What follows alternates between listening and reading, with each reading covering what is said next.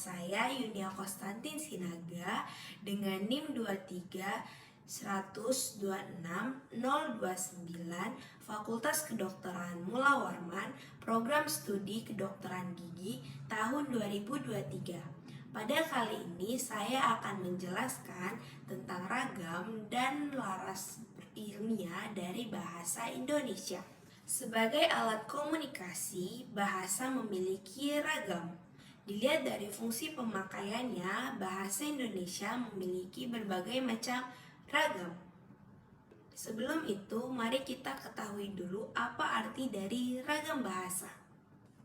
Jadi, menurut pedoman KBBI, ragam bahasa diartikan sebagai variasi menurut penggunaannya, kemudian topik yang dibicarakan ditinjau dari sarana media yang digunakan untuk menghasilkan bahasa. Oke, mari kita mulai dari ragam bahasa menurut lisan dan juga tulisan. Ragam lisan adalah bahasa yang dihasilkan melalui organ atau alat ucap dengan fonem atau bunyi sebagai unsur dasar. Ragam lisan merupakan bahasa yang dilafalkan atau dituturkan secara langsung oleh penutur kepada yang mendengar atau lawan bicaranya, serta digunakan intonasi dalam memahami pemakaiannya. Ragam lisan sangat berkaitan dengan kondisi situasi, waktu, ruangan, dan apa yang dibicarakan. Sedangkan untuk ragam tulisan adalah bahasa yang dihasilkan dengan pemanfaatan tulisan dan juga ejaan sebagai unsur utamanya. Dalam ragam tulisan ini tidak memerlukan lawan bicara atau juga lawan tutur. Penggunaan fungsi gramatikal dalam ragam tulisan harus lebih jelas karena ragam bahasa tulisan ini tidak berkomunikasi secara langsung.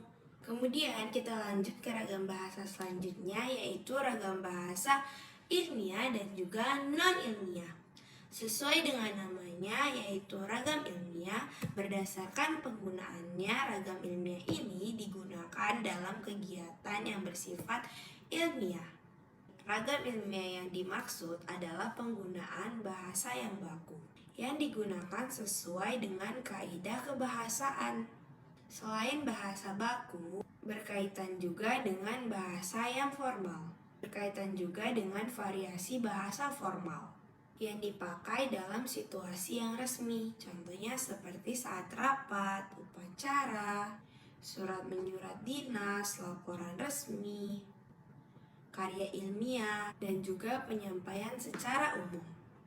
Jadi berdasarkan ragam ilmiah yang kita sudah tahu, itu adalah kebalikannya dari non-ilmiah yang mengarah kepada penggunaan bahasa yang tidak baku atau penggunaan bahasa yang standar.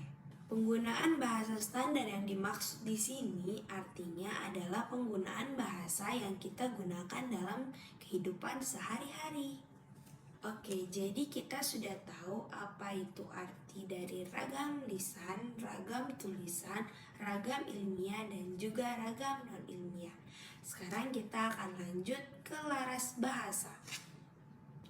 Laras bahasa berbicara mengenai kelarasan atau kesesuaian dalam menggunakan bahasa. Kesesuaian antara bahasa dan pemakaiannya. Selanjutnya mengenai laras ilmiah, yang artinya pembahasan kali ini mengarah kepada karya ilmiah, yaitu penggunaan kosakata dan bentukan kata yang tepat, penggunaan frasa, klausa, kalimat, penggunaan istilah, pembentukan paragraf, penampilan hal teknis, tampilan kekasan dalam wacana. Jadi yang saya sebutin tadi adalah ketentuan-ketentuan atau syarat-syarat yang digunakan dalam laras ilmiah. Oke, jadi mari kita rangkum lagi. Ragam bahasa itu adalah variasi bahasa. Jika dilihat dari media penggunaannya, ragam bahasa dibedakan menjadi ragam lisan dan juga ragam tulisan. Dilihat dari situasi penggunaannya, ada ragam ilmiah dan juga ragam non-ilmiah. Ragam dan laras memiliki perbedaan. Laras laras mengacu pada kesesuaian penggunaan bahasanya. Salah satu macam dari laras adalah laras ilmiah yang memiliki ciri-ciri yaitu terlihat dari susunan kata, kalimat, paragraf, penggunaan istilah, dan wacana yang digunakan. Sekian penjelasan saya mengenai ragam dan laras ilmiah dalam bahasa Indonesia. Terima kasih. Bye-bye.